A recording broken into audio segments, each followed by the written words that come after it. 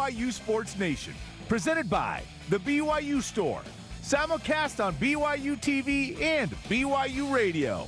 Now live from Studio C, it's Spencer Linton and Jarom Jordan. Oh, BYU Sports Nation is live. Your day-to-day play-by-play back at Studio C, presented by the BYU Store, official outfitter of BYU fans everywhere.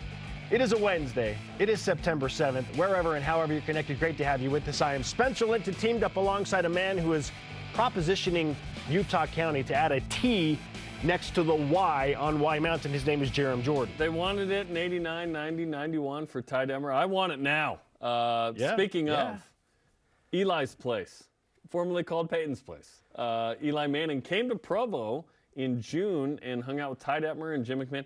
That episode is out now on ESPN Plus, where he talks about QBU. This is truly QBU.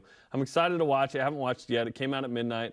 I'm getting too old to just wake up at midnight and watch No more stuff. midnight viewings for you? No, not when the two kids are invading our bedroom to sleep in our room. You know, it's like, hey, get out of here. But I'm busy watching Eli's place. But no, seriously, that was a thing back in the 90s where people were like, let's put up a T. Sure. And did they do it at some point with bed sheets we were talking about this morning or something? Something. Like, they figured out something. To do this. The Y is massive. Like, there's no way. It's unbelievable that that exists at all. Originally, they were going to put BYU up there, but they did just the Y, which is a good move. It would have just been a B, which would have been fine too.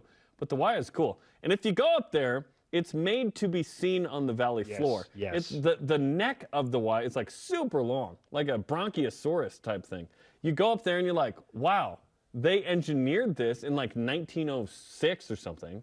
So that on the valley floor, you could see the Y and it looked proportional. It's amazing. It's fantastic. Now they got those permanent lights so they can flip a switch. Yes, they can. Light up the Y. It's pretty cool. I wish it was lit up way more, like all the time. It's just like homecoming after wins and football. It's hey, like, well, let's hope more. that the Y is lit both figuratively and literally Saturday night. The honor code Jarom, office coming for you. when it is lit after a BYU victory. Hey, today's show lineup is lit, but honor code appropriate. Okay. New rankings for BYU football. The Cougars inching closer to a top 20 spot. How many spots did they jump? And is it going to be the biggest jump that BYU makes this season? We're going to discuss all of that and what's on the line against Baylor in terms of rankings.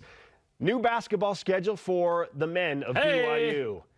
How many good games do they have? And by good, I mean how many resume-building opportunities do they have? Are there Nick enough? Robinson is going to join us. Yes, are there enough? And my one-on-one with BYU tight end Dallin Holker, who got into the end zone and BYU's 50-point outburst in South Florida. How would he rate his celebration? That, among other things, discussed with the budding star for BYU. Bring on today's BYU Sports Nation headlines. Men's Hoops releases its non-conference schedule, highlighted by a road game at San Diego State on November 11th, the battle for Atlantis in the Bahamas. We're both trying to get on that trip still. Yes, please. Creighton in Vegas and Utah at home on December 17th. The season begins Monday, November 7th at home against Idaho State. More on this and what's trending. As promised, rankings for BYU football find the Cougars at number 21. They jumped 4 spots from their previous position of number 25. Baylor, this week's opponent, up 1 spot to number 9. How about that? A top 21 matchup, if you will. The Cougars. Let's market it that way. Yes. Top 21 Like the Mountain West Conference. Top 44 Top teams. That's 44. a top 21 matchup. How many spots will BYU jump if they beat Baylor? That is an interesting conversation point. Cougars and Dub Bears of Baylor Saturday night. Pregame on BYU TV and BYU Radio at 8 Eastern. BYU head coach Kalani Sitake says Baylor's really good. They're the champs, you know, and when we played them last year, I knew that they had a special team.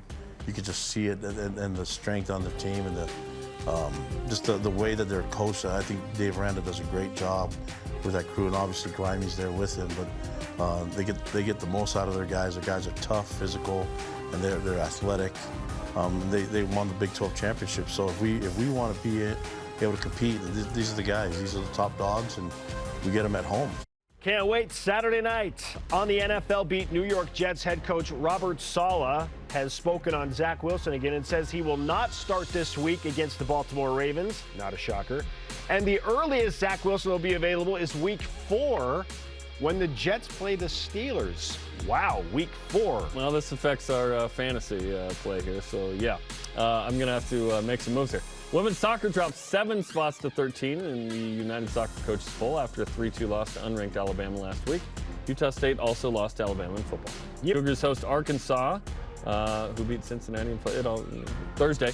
Utah Valley Saturday, so it's a twofer in 3 days for women's soccer this week. More soccer notes. Ashley Hatch, the former BYU standout, subbed in for Team USA in the women's national soccer team friendly last night against Nigeria. 2-1 win for Team USA. All rise and shout.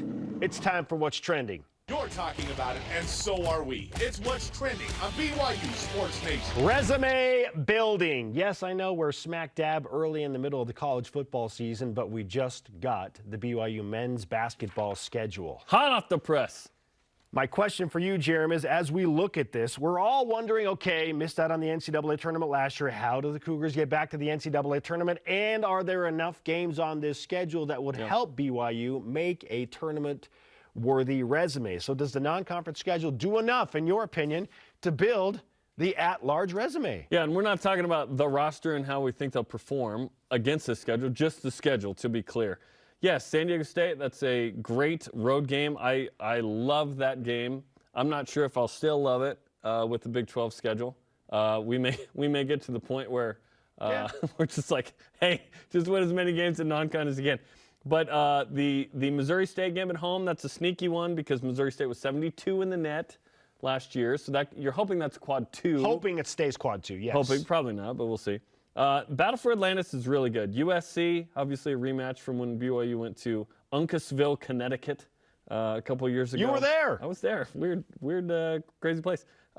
Kansas, North Carolina State sitting there in that second round. If BYU beats USC, it would likely line up with Kansas. Great resume-building game. If you can win that, amazing, right? Dayton, Wisconsin, Butler, Tennessee. Wisconsin, 25th, Tennessee, 7th in the net. So there's a couple of games sitting there that really could be quad 1s. Quad 2s, Butler was 117, a little bit of a surprise in the net. And then, of course, Utah was 133 in the net. At home, for BYU, that's going to be a quad 3 potentially. If Utah, here's the thing, you want Utah to be good because then it helps your resume, and if you win that, it's great. But if Utah loses all 31 regular season games, that'd be fine with me. There are enough, but it depends on BYU's ability to go to San Diego State and do what it has done historically with the likes of Charles Abuo and Alex Barcelo and company, which is go to San Diego State and win that game. And then the battle for Atlantis, it's really important that BYU wins that first game. They got to get on that winner's side of the bracket, get a win over USC, get a game with Kansas, just see what it's like, right? And then hopefully you get another game against, ideally, Wisconsin or Tennessee. And then it's enough because you got 2 quad 1s with Gonzaga. You know you've got hopefully 2 with St. Mary's, at least one on the road. And then last year, BYU had 2 quad 1s with San Francisco and had Santa Clara as well. Yes. I don't expect Santa Clara to be as good as they were. Jalen Williams went like 12th in the draft. Unbelievable. San Francisco, I don't expect them to be as good either. That was like a banner year. Bill Russell was like, that was amazing. Bill Cartwright, too, was at a ton of games. There are enough. Now, at a later date, we will discuss this BYU team and roster, how they stack up against said schedule. But there are enough there. And the key to that whole thing is the MTE, the multi-team event, the Battle for Atlantis. That is a good turn. That's the second best MTE you can play in. Maui is number 1. We've discussed 8 quad 1 opportunities as like a decent mark for BYU to hit year in and year out with the schedule. We believe there are 8 on this schedule. So as long as there are 8 opportunities, and maybe BYU can string together 3 and 5. 3 and 5 is fine. 3 and 5, good, basketball, you are rewarded for playing challenging teams. And if you get a few of those, you are double rewarded. Yeah. Like a 3 and 5 mark against 8 quad 1 teams is tournament resume worthy. You only played 10 last year, Spencer, and went 4 and 6. But had some terrible losses. Well, just one. No quad 3 losses, 1 quad 4 loss at Pacific. That one hurts. Even without that one, I'm still not sure BYU makes a tourney. It was tough. That was a bad loss, though. Because San Francisco ended up just squeezing out BYU's. Sure. You finished 4th in the West Coast Conference. And they don't look at how many they don't look at how many bids by league like that. They look at individual teams. But yeah, that was tough. So certainly, BYU's a 2 seed in the NIT. They were bubblicious for sure. Maybe take away that super bad loss and maybe they're one of the first 4 out. But it's still not in. Beat San Francisco in the West Coast Conference. You had tournament. to beat them. You had to beat them. Beat them in the West Coast Conference tournament. You have a quad win. BYU maybe sneaks in as like one of the last teams into the tournament. They didn't do it. They had opportunities. They just didn't do it. Yes. We think 3 and 5 will be good enough, and then hopefully top 3 finish in the West Coast Conference. And even third may not be enough. It's not about where you finish in the league, right? Okay, topic 2. BYU jumps 4 spots in this week's AP poll, 25-21. Okay, if BYU beats the 9th-ranked Baylor, how high could the Cougars jump in your opinion? Well, based on the logic that the AP voters used with unranked Florida at home beating a top 10 team in Gainesville in number 7 Utah, then BYU would essentially flip-flop almost. Florida didn't quite get to number 7. They got all the way up to number 12, but they were, again, outside of the poll. So I'm just using that logic. BYU probably jumps up to 11 or 12 after beating Baylor. Like that is, I mean, a 10-spot jump. It's not crazy to think that would happen because it's so early in the season. And now it's like, okay, BYU just beat the defending Big 12 champions, which, I mean, come on. Top 5 wins don't happen often, Jarom. Top 10. Top 10 wins, I should say, do not happen often for BYU, which brings us to our stat of the day. It's the BYU Sports Nation stat of the day. BYU's got 5 wins all time against top 10 teams when the game was played, right? Not end of the year, which we also talked about. So it's very rare. 5, 22, and 1. Okay, let's talk about the jumps BYU has made when these wins happen. Yeah, let's do it. 2018 against Wisconsin was like this massive outlier. Like that team was 7-6. BYU had just lost to Cal at home. Nobody was giving BYU a chance to win at Wisconsin. Yeah, BYU wins that game. They go from unranked to 25th, so hard to know like where. BYU was ranked 20th when it beat third-ranked Oklahoma in 09.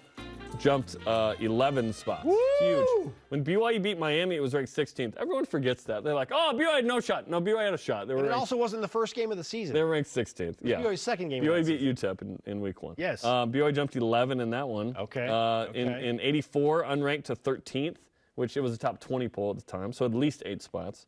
And then in 85, BYU was ranked 16th when it beat Air Force, who was ranked 4th. Went up 5 spots. I don't think BYU cracks the top 10 if the Cougars win this game. 11. Yeah, I think they're right outside of it somewhere.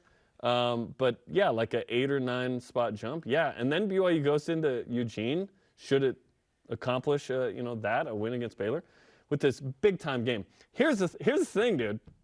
If BYU loses against Baylor, unranked, like, instantly. And that to me feels a little bit silly. Unless it's like double OT and BYU loses by a field goal or something, then maybe BYU holds on at like 23 or 25. Yeah. Yes. But if let's say the same game happens last year, Saturday, BYU lose by 14, yeah, BYU's unranked. But is this the most confident we've felt going into this kind of game ever? Yeah, I mean, against a top 10 team where BYU, and you brought this up on our call this morning. When has BYU been favored? Yes. Against a top 10 team? Like, this is very rare. Ever. This is incredible. Just think about the wins. Was BYU favored against Wisconsin? No. No way. Were they favored against Oklahoma? Heck no. Miami? Ha!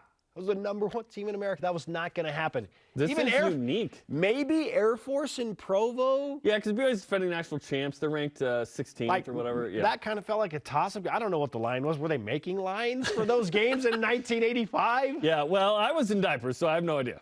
Yeah. No, BYU's never been clearly favored in a game like this, but here they are, 3.5-point favorite in Provo. Dude, I saw one line that had BYU as like a while ago, like an 8-point favorite. I was like, what? That's crazy. Yeah, this line should be tight. That doesn't mean the game's going to be close.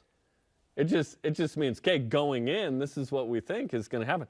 This is a unique situation, and if BYU wins this game, it certainly is keeping with what we said, which is this could be a special season in BYU history. Oh, for sure. If you can get 10-2 out of this, you got to beat Baylor to feel confident that 10-2 is possible. Yeah, if not, you go to 9-3. Probably. Wouldn't it be something if BYU, okay, let's say they beat Baylor, they're the number 11 team in the country going to Oregon when Oregon began as the number 11 team in the country. And now, like, Fox is rooting for BYU this week. Absolutely. Let me tell you why.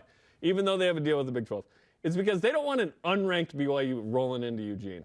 They want a top 14 BYU against Oregon. Oregon's one out, by the way, so if maybe they're number 25. Maybe they sneak in. They have because they're like, whoa, Oregon's not what we thought they were, and neither is BYU. Like, yeah, come on. They don't want unranked Oregon versus BYU.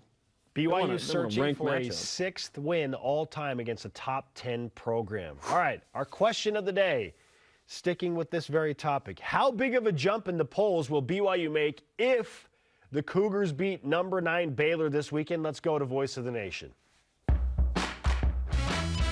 This is the Voice of the Nation on BYU Sports Nation. First response from Chris on Twitter. He says, I'd say top 15 if BYU wins. The only way they break the top 10 is if they dominate and win by 17 plus. Honestly, all I care about is a W. Hayden Shockley on Instagram says, Jarom, who cares as long as it's above Utah? Would it be enough? Utah's number 13. There's a chance that BYU... Like, if Utah wins and, like, does BYU leapfrog Utah if they beat Baylor? Who's Utah playing this week? I have no idea. FCS. I want to say it's like Southern Utah. Southern Utah. Yeah. Well, okay, it could happen. Let's go. BYU leapfrogs Utah with a win over Baylor? Remember the McDonald's commercial, McWorld? McWorld. It could happen. It could happen. It could happen. BYU Football Clients Talk is available on the BYU TV app on demand as Coach Greg Wrubell, Keenan Peely chatted about South Florida and Baylor, plus Chris Brooks is this week's Steve Blue. And Max Tooley joined me in the film room as he took it to the house against South Florida. And up next, BYU basketball assistant coach Nick Robinson joins us in studio to break down the non-conference schedule. Does he think there are enough tournament building opportunities on it? We'll ask him next on BYU Sports Nation. This portion of BYU Sports Nation is presented by Bodyguards, protection for a life worth living. And BYU made such a difference in our lives, I think really helped mold us as to who we are. And so when we had that opportunity and came back to Boise and found out there was an active chapter, we thought, okay, that's something that I can really get behind and get involved in. We want to promote the BYU experience all over the region. We want people who leave BYU to still stay connected.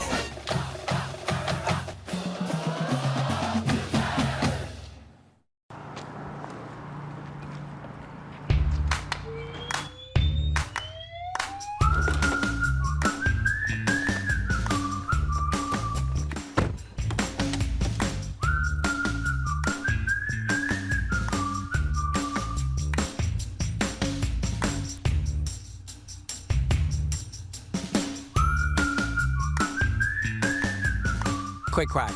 Wash all you want. Don't drive dirty. If you're looking to build your brand awareness and increase market share as BYU moves into the Big 12, this is the place, BYU Athletics.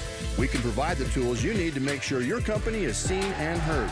BYU Athletics is where you can align your products and services with loyal fans that cheer for our Cougars. And they can also help your business win. Learn more about what a partnership with BYU Athletics and your company will look like. After all, this is the place. Email sponsorship at byu.edu today. There are things happening in Seaburg.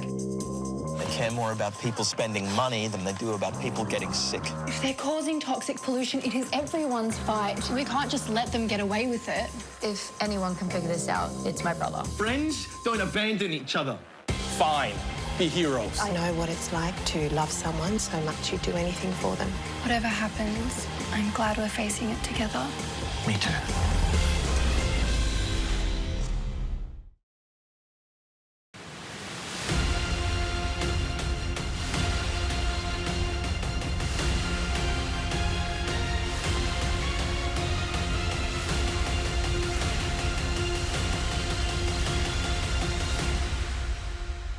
Okay, who's juiced for some hoops? Hey, we played one football game, and now I'm in basketball mode again. Let's go. We are live in Studio C. This is your day-to-day BYU Sports play-by-play. I am Spencer Linton alongside Jarom Jordan. Joining us now, as promised, is BYU basketball assistant coach Nick Robinson, here to break down the non-conference schedule specifically. BYU has a full slate now. Nick, congratulations. I know this thing is a huge undertaking. It's finalized. No, this was easy, right? It's out. Yeah. This was simple. Walk us through the process. What is it like trying to put together a schedule? Well, it's super exciting to be able to go through the challenge, right, of figuring out how we can build a resume in non-conference to become a tournament team, right, as we go through conference. And so, this year we've got a couple of return games. We've got a couple of series that are going on, but we're super excited about our MTE in the Bahamas, going to Atlantis, right, start off with a great opponent with a great field. And then we've got at San Diego State, right, which is a great quality game early on where we'll really be tested and find out where we are. And in December, we've got a couple of in-state teams that will be in town. We've got Utah on December 17th. No familiar faces on that roster of staff. Yep. And Utah Valley on December 7th. Yep. So. Hey, there's some hell to pay there with U of U. So welcome back. Welcome back. Okay, let's talk about what we were discussing, which is enough quality games to get into the tourney or not. What do you have a target of, like, okay, we're hoping there's this many quad ones, this many quad twos. You project, you look at the net from the last year, the last 5 years, whatever. What are you looking at to assess, okay, how many teams we need of what we think will be required to make the tournament? Yeah, so right now, right, we believe that there's 6 to 8, right, quad 1 or quad 2 projected teams on our schedule in non-conference to start. In non-conference? In non-conference. And that's taking into account where you play the games. Exactly, well, yeah. Right? So whether you're at home, you're on a neutral site. Yeah. And so our goal, right, in projecting out is right around 5 or 6 to 7, right, quad 1 or quad 2 in the non-conference. And then clearly you have Gonzaga, right, which is always a quad 1. No matter where you play. In conference. And then, right, then the next 2 or 3 teams in league, right, depending on where you play them, will be quad 2 or quad 1.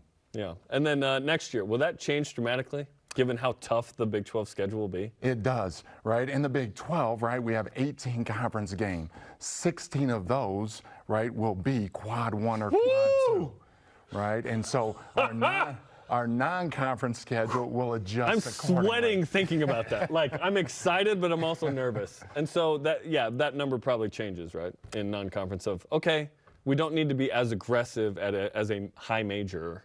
Yeah, well, when you add, right, the SEC Challenge, which takes place at the end of January, as well as the Big East Challenge, which takes place right after Thanksgiving sometime in early December. You guys will add the Big Sky Challenge, right, and the Big West Challenge. Well, right now, right, in a given season, we've had anywhere from 11 to 13 quad 1 or quad 2 games. Sure. Yeah. And you get 17 or 18 before you even schedule any in the non-conference. You're like, do we need a quad 1 in non-conference? Like, technically, you wouldn't.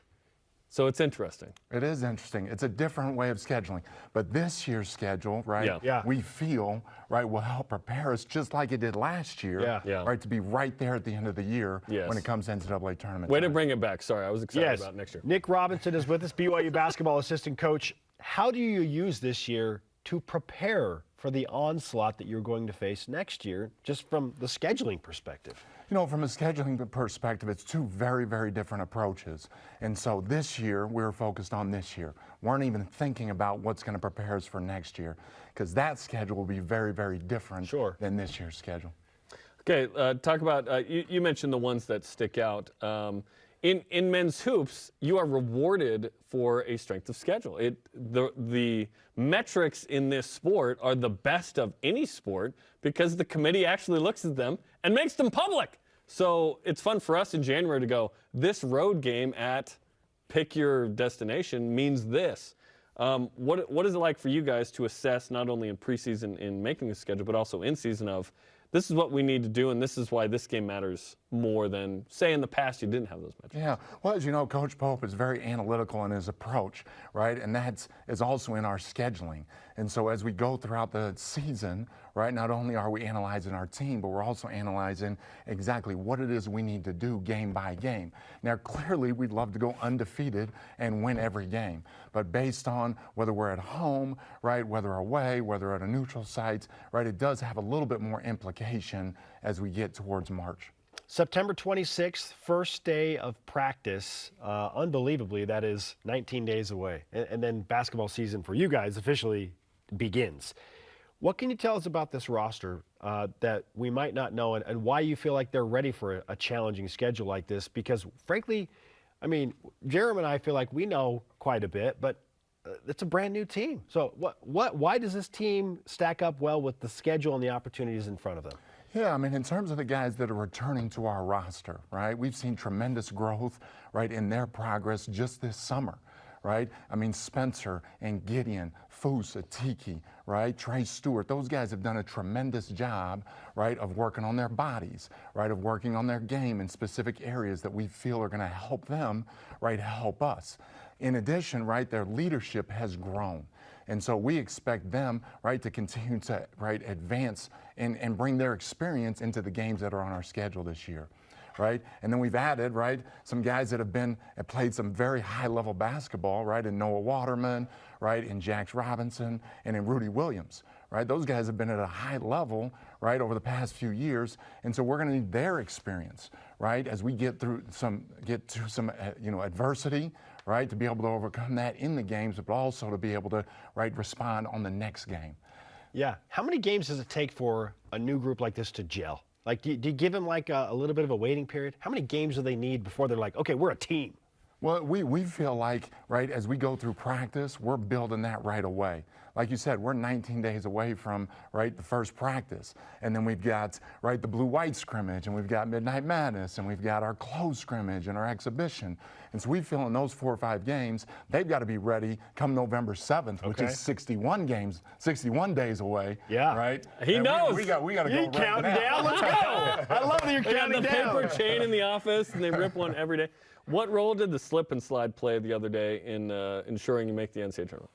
You know, the slip and slide, right, is a real metaphor for, right, this season, right? You got to build up the courage to get ready for game number 1. Right? And some guys, right, you know, it takes a little bit of time. The water's cold, right? It's dark outside, right? The slide might be a little too fast. You're a little nervous about the baby soap that might get in your eyes. The soap's a real issue in the eyes. It's a thing. Eyes. Why put the soap in there? But as soon as you make that jump, we are moving. Okay. Right? We're going super fast. And you might have a pose on the way every now and again, right? For the camera. You have a big win, it's a swag moment, right? You know, okay. But ultimately, right, it was great because every single person, right, got an opportunity to do it, and we're all in this together, right, from day 1 to get all the way to March.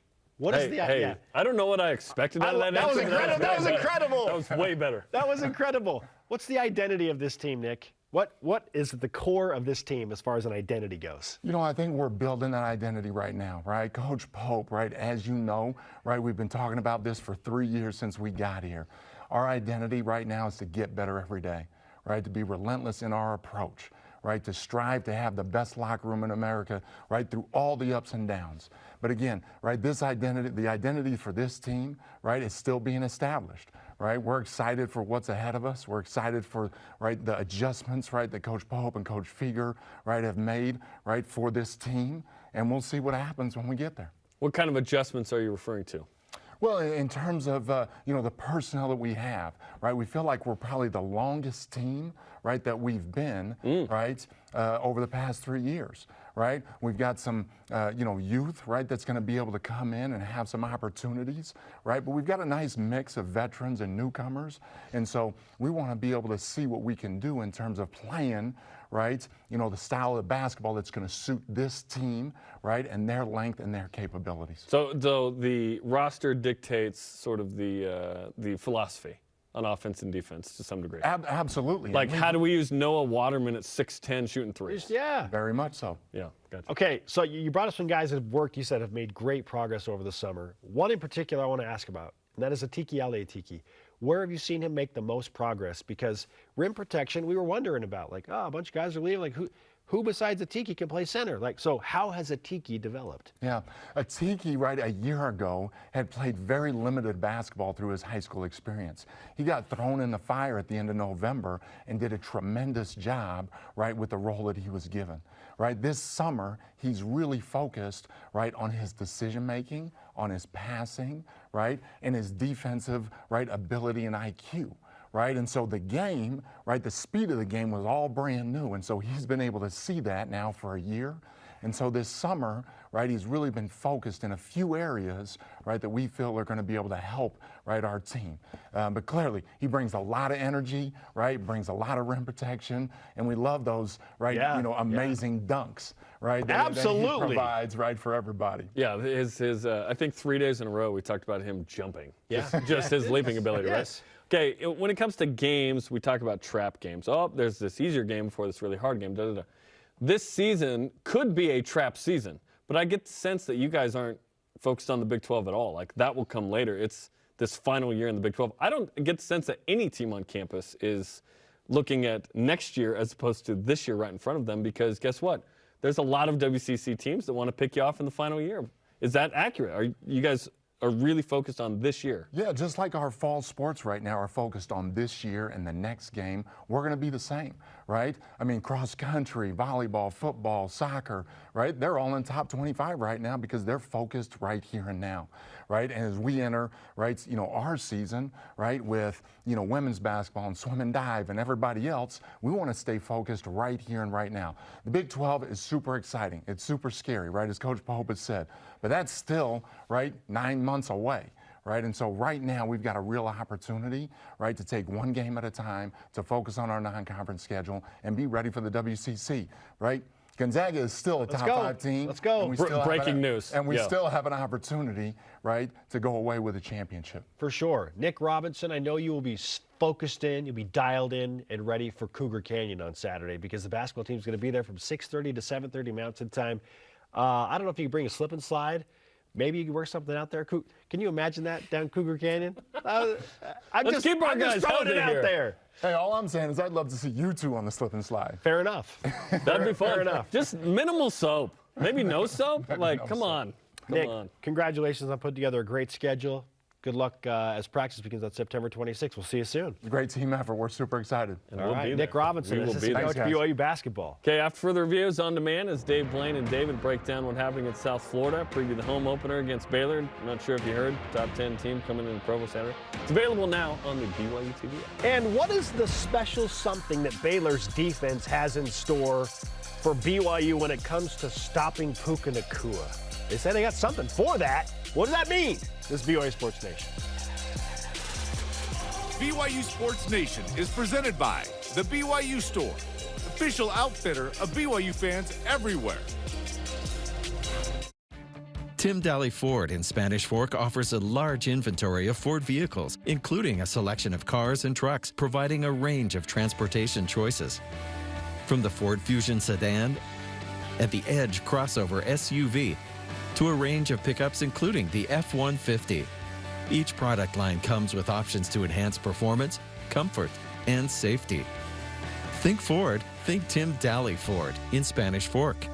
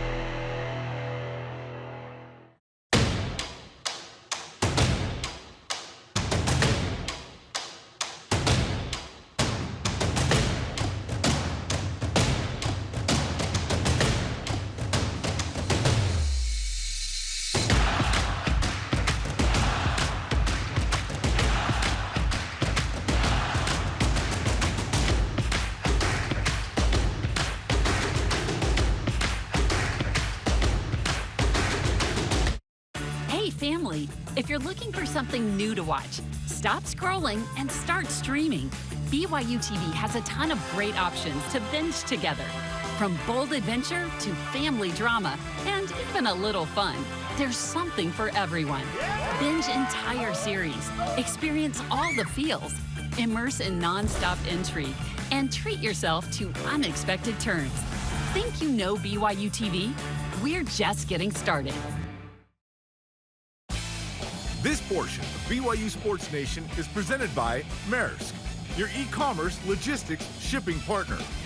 To interact with the show and get content throughout the whole day. Yep. Follow us on social media, Facebook, Twitter, Instagram, YouTube, and TikTok. He is Jarom. I am Spencer. Let's whip it. Cougar Whip Around presented by Maris, your e-commerce logistics shipping partner. Brother Taysom Hill's $10.1 million salary this year makes him the 9th highest paid tight end in the NFL. Will he be a top 10 tight end this season? If the Saints utilize him properly, yes. Why not? Why would you not throw the ball and target Taysom Hill specifically if you want him to be a primary tight end? My concern is they just won't utilize him enough in that position. He's not currently the starter at tight end for even the Saints. Yeah. That's Adam Troutman. You paid him $10 million. Well, part of that was just in case he was a quarterback. He's also the backup quarterback. Well, third string. But yeah, because they have Andy Dalton as well. If he's a top 20 tight end in the NFL, that would be incredible. That would be awesome. Like, for him to just jump into the top 10 is like quite the stretch.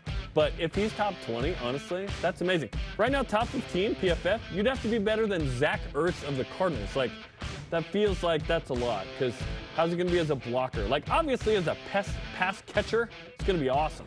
But how is he in the run game? Well, and how much will they utilize him in other places? Is he going to return kicks? Is he going to play on special teams? Is he going to do all the other things that he has done this point, or is he just a tight end? Yeah, and my comments are just about being a tight end. If you're looking at all the ways he can affect the game, yeah, he's worth $10 million. Sure, for sure. That's some easy tithing math right there. Top 10 tight end? That's a lot to ask, unless he's the starting tight end, which he is not. Yeah, and maybe they use 2 effectively. We'll see. Does this year's BYU-Utah rivalry escalate, in men's basketball specifically, to a new level with 3 members of last year's team now joining the team up north? Assistant coach Chris Burgess, Gavin Baxter, and announced yesterday Hunter Erickson. Not really. It'll be good to see those guys. There's no vitriol. It's all friendly and fun with those guys. Chris is going back to where he played his last 2 years of college. It was fun to have him here while we had him. He's a good coach. No, I don't feel those feelings as it pertains to those guys. I feel it a little bit because I wish Gavin Baxter were still at BYU. I love Gavin. I do too. I saw him after the Killers concert last Tuesday walking across the street. What's up, Gav? I saw it. That one stings. I'm like, I wish Gavin would have finished his career at BYU, but I love the kid. I'm happy for him. I hope he does well. But if there was something that would escalate it for me, it's like Gavin choosing Utah over BYU. That escalates it up just a little bit. And if Gavin has this monster game and Utah wins, yes. Now those feelings emerge a little bit. Right? We should add this, just another little element. It's the Gideon George shoe game, BYU-Utah. So, I mean, there are a lot of things happening here in the rivalry. There's a feel-good with the Gideon George, but then maybe some not-so-feel-goods. There's all a those guys feel-bad because it's defecting to the other side. Utah, yeah. Do we feel that BYU women's soccer being ranked 13th is about where they belong? Yes. Rankings are, at this point of the season, they are given as to what you have accomplished. Okay? BYU has earned number 13. Like, I know they've been in the top 10 all year, but frankly, when you tie Colorado at home, you lose to an unranked Alabama at home, and really only have the road win at Ohio State to your credit. Yep. So there's some give and take. I feel like, yeah, BYU is probably right where they belong. Now, that's not to say they can't go out and dominate Arkansas, but Arkansas is in a position that Alabama and Colorado were. We're just outside the top 25, and BYU's had some issues with those teams. Yeah, I said when BYU got ranked 3rd, I felt like BYU should be like 12 to 16 range. So now BYU's in that. I think this is a perfect spot. And in what world is being ranked 13th bad in any way? It's not. It's not. It's great. This is a great spot. And Pepperdine's number 10, so BYU's got at least one top 10 What's team. Santa Clara? Santa Clara's not ranked. Santa Clara's had a little bit of a drop-off. Okay. Yeah. Well, BYU's probably happy. BYU's got Pepperdine on the schedule still as well. And Santa Clara will still be a quality game. Yeah. How about this, Jarom? Yesterday, Baylor defensive back Mark Milton said the following when he was asked about BYU quarterback Jaron Hall.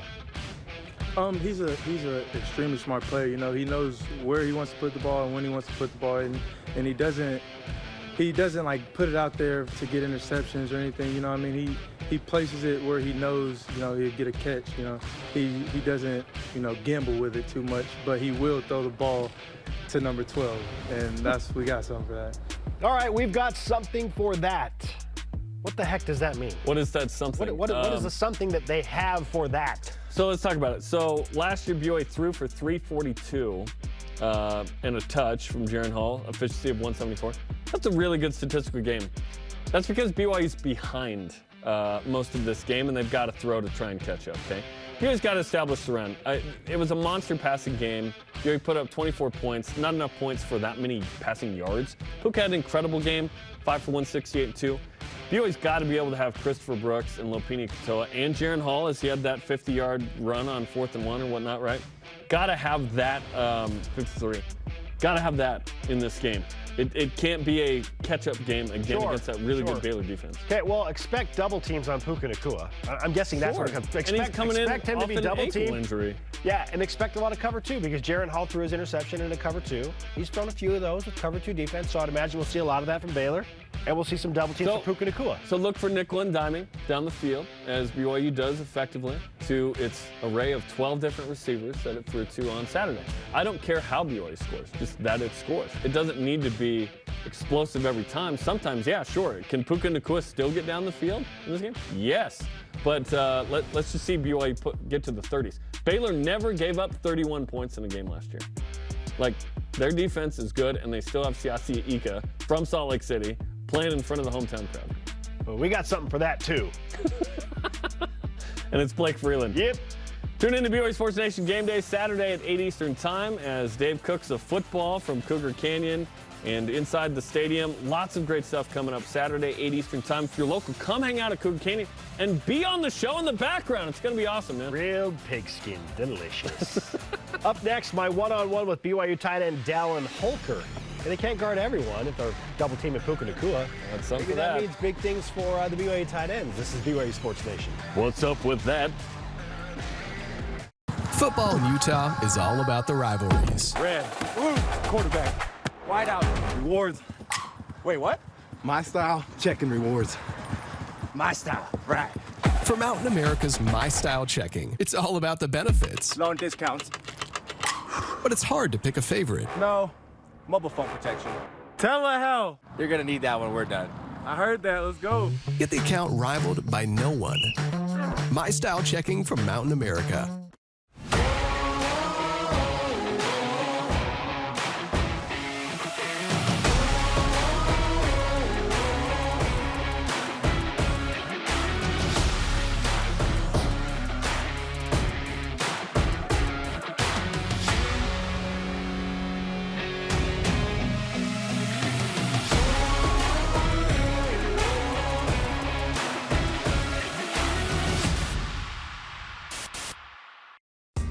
BYU Food to Go's convenient location at 2191 North Canyon Road in Provo makes bringing popular BYU foods to your next event easy. Everything's ready when you need it at the drive and load pickup. You drive in and they load no matter the weather.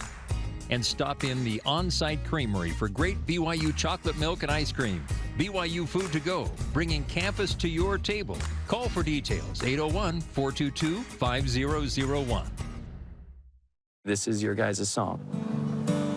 You deserve... Our goal, 50,000 books in the hands of children. Okay, and I can help. Why do you do this? What do you get out of this? It needs hope, and you need to show that little bit of love. When you lay down your head. People come here one way, and they change while they're here. It was so great to be a part of it.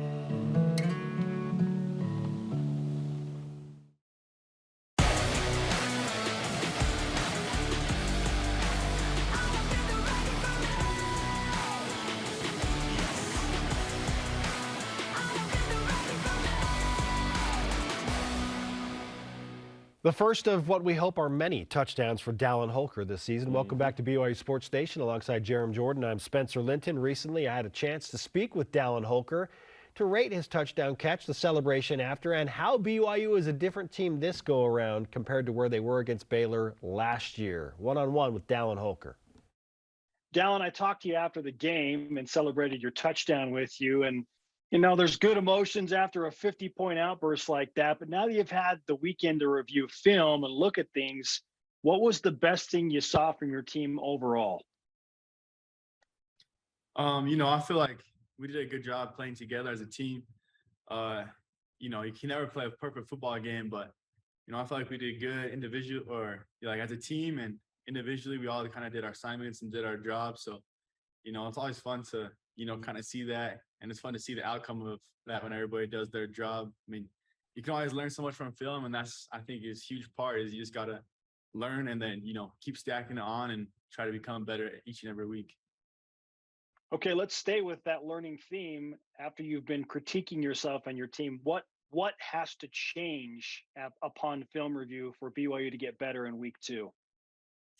I think that first week, there's a lot of different types of excitement and nerves and all types of things going on. And it's just kind of like getting back to playing a game. So, I think there's different situations and different things that happen. So, I think just being more sound could be like on our blocking and on our assignments. So just probably like little things like that, just becoming better and seeing different things that defense does and just learning from it and becoming better.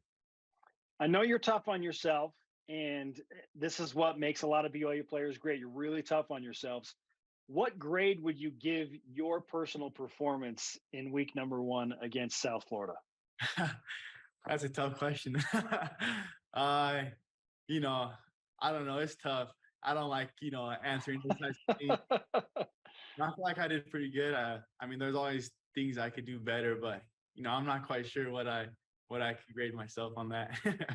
I'm going to give you an A-, okay? Because it was really good, but just a little bit of room to improve. And it's probably an A- because, dang it, I wanted you to spike the football or something when you got into the end zone. How would you rate your celebration after the touchdown catch? My celebration was terrible. No, I actually, when I caught the ball, I saw a guy like cornered my eye, and then I kind of dove into the end zone, and my momentum kept me rolling. So I did like 3 rolls, and I couldn't stand up. So my celebration was pretty weak because, I was on the ground rolling for so long. It's okay. A-, room to grow there, right? That's room to grow. That's true. And you can always talk to Isaac Rex because he's got like 17 pre-planned celebrations in his mind at all times, right? Yeah, that's true. He's the man. Okay, as far as the tight end position group goes, what types of things are you looking for during film critique? I think just whether we're, as a tight end, there's a lot of different things that we do, whether it's pass blocking, run blocking, running routes. So I think it's important for us to, see what we can do better on routes, like recognize the coverages and also our blocking technique. Did we get the right man? So, and even in the past game, sometimes they, do different types of blitzes. So there's all those little things that we can always, try to critique and be better at for the next week and this week of practice. What was your favorite play from the 50-point outburst week 1 win against USF? I think the very first play of the game, that was, just crazy. Pretty simple play, but, Puka just took it to the house, got a few blocks, and, it just was crazy. Everybody was going crazy. I remember I was running down the field, and Jarom kind of came by and was screaming in my ear, and then everybody started going crazy. So it was, a fun environment, fun time after that play. Now, correct me if I'm wrong, you're involved in the blocking there, Dallin. So what was happening from your position? Yeah, we just kind of, both went out to block, and nobody was really there. And then last second, I saw a guy kind of coming. So I just kind of, nowadays you can't really crack back too hard or else they'll call a flag. So kind of just, crack back a little bit and threw my shoulder into him. And, luckily it was the right guy, and Puka was able to make a great read off of it and took it to the house. Yeah, unbelievable start to the season. First play from scrimmage, 75 yards. A dream start for sure. Yeah. BYU's hoping that dream continues into week 2 against Baylor. So as we transition into preparation for the Bears, what do you know about Baylor's defense and what they're going to try and do to slow down your offense? Baylor is a great team overall. They're a very sound team, disciplined. They have a lot of good athletes on their team. And, it's always a fun matchup when you can go up against a team like that because, especially when it's home at LaVelle Edwards, it's just fun going against those great teams like that. So it'll be a fun game. From a personnel standpoint, which of their players or position groups jumped out off of film? If you've had a chance to watch film, and maybe you haven't gotten into that too much, but what's jumping off the page from Baylor? I think they have a really good overall defense. they have a really good defensive line and some good linebackers that are returning. So, it's always good to go up against guys like that, and their secondary is good. So, overall, they have a really good defense, and so it'll be a fun opportunity to play against them. How are you a different player this year compared to what type of player you were last year when BYU played Baylor? Oh man, I mean, last year, just coming back from a mission, there's so many different things that you have to try to do to get ready for the season and try to get your body right and mentally get right. And, it takes a while for your body to get back into, shape, and even into like just football, like just like little things on the field. And so, last year it's more thinking about, like thinking about every single rep, but this year it's a little more like instincts, like the instincts come back. And so I'm a lot more confident out there, and I feel a lot more better than I did last year. So it's good. Okay. Does that confidence come in part to the mustache that you're currently rocking on your face right now? 100%. Whenever I have the mustache, the confidence just, goes through the roof. While we're talking about mojo and swagger, the uniforms for the Baylor game were unveiled early this week. All Royals. You're going with a gloss finish Royal helmet. How do you feel about the uniforms you're going to be rocking for the home opener? I think they're awesome. I think our guys down there do a great job at switching it up and, making good like different color schemes and stuff like that. And it's always fun, you look good, you play good. So it's always cool. Yeah. Those uniforms and different types of things to look forward to. It's cool. Do you have a favorite uniform combo? If so, what is it? I actually liked the all navy with the navy matte helmet. I think those ones are my favorite. Those are cool. Yeah, those are super clean for sure. Okay, well, you're all Royal on Saturday night. Running out of the tunnel, it's going to be primetime kick just after 8 p.m. for what we anticipate will be certainly a top 25 showdown, a top 10 team. Maybe Baylor climbs inside the top 10 this week. We'll find out.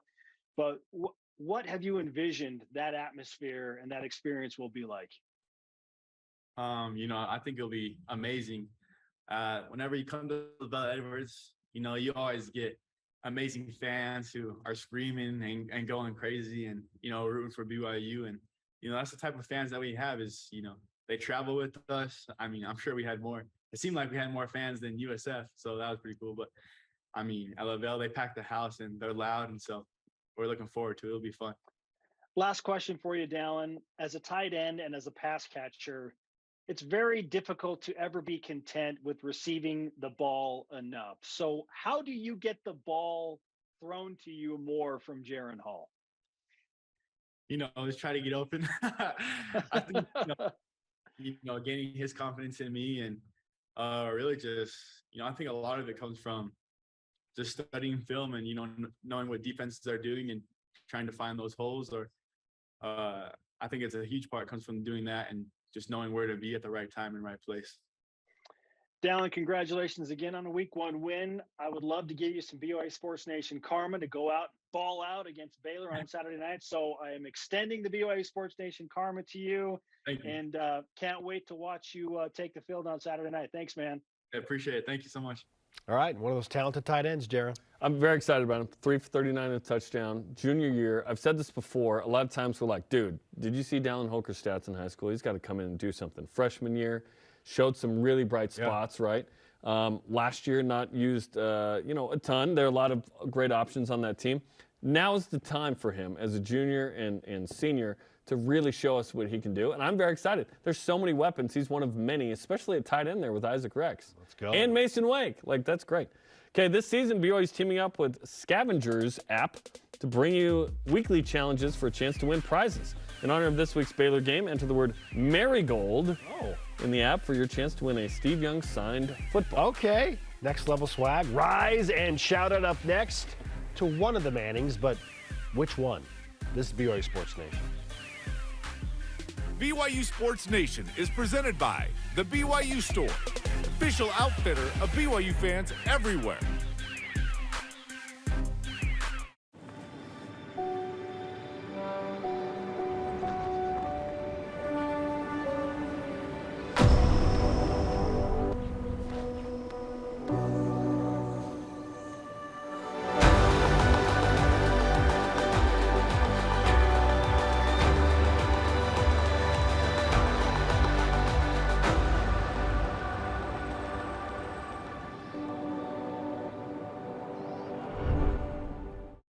Introducing the truck for adventure.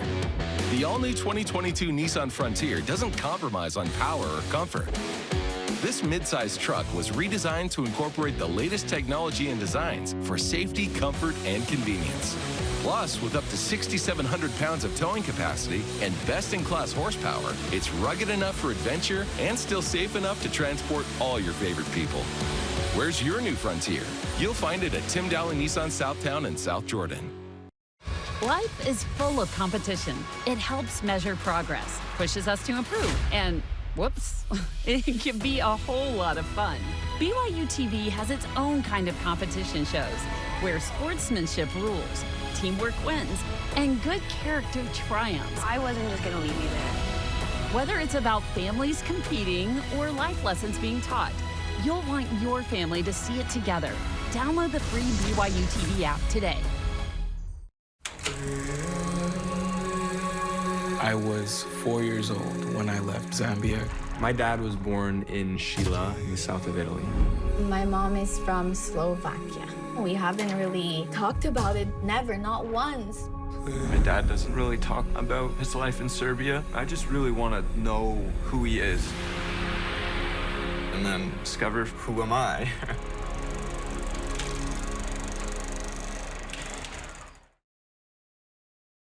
This portion of BYU Sports Nation is presented by Mountain America, the official credit union of BYU Athletics.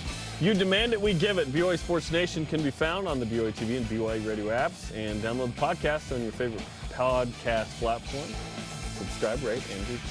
Our question of the day: how big of a jump in the polls will BYU football make if, I know it's a big if, but if, come on, the Cougars beat Baylor this weekend? By the way, I asked the question, Cougar Stats delivered. When has BYU been favored against top 10 teams? Most recently, 2012 at home against Oregon State. BYU was about a 5-point favorite. Lost that game. Okay, lost that game. All-time Oregon State team, by the way. Okay. Well, the best one was 0-1. Do we feel like this BYU team is better than the 2012 BYU team? Yeah. Yes. Yeah. Yes, we do. Our elite voice today, as promised, again, presented by Sundance Mountain Resort, answering how big of a jump BYU will make. James_B_cat on Instagram says, BYU will move into the top 15 if they beat Baylor. They must jump in Baylor early, give them no opportunity to build on Baylor, rather. Give them no opportunity to build belief. Okay, let's go. Don't play catch-up. That was the problem with the Oregon State games. Spicy ketchup from Whataburger, though? Rise and Shout Out, presented by Mountain America, the official credit union of BYU Athletics. But to Eli Manning and the BYU quarterbacks for giving us something super cool. Can't wait to watch it. Special on the quarterback. Can't wait to watch. Thanks to today's guests, Nick Robinson, Dallin Holker. Sorry to Dennis Pitta. No time, Dennis. For Jarom, I am Spencer. Shout out to Steve Lindsley. Nice. See you tomorrow for another live, brand new BYU Sports Nation back here in Studio C. We'll get back to Studio B at some point. Soon enough. For now, go Cougs!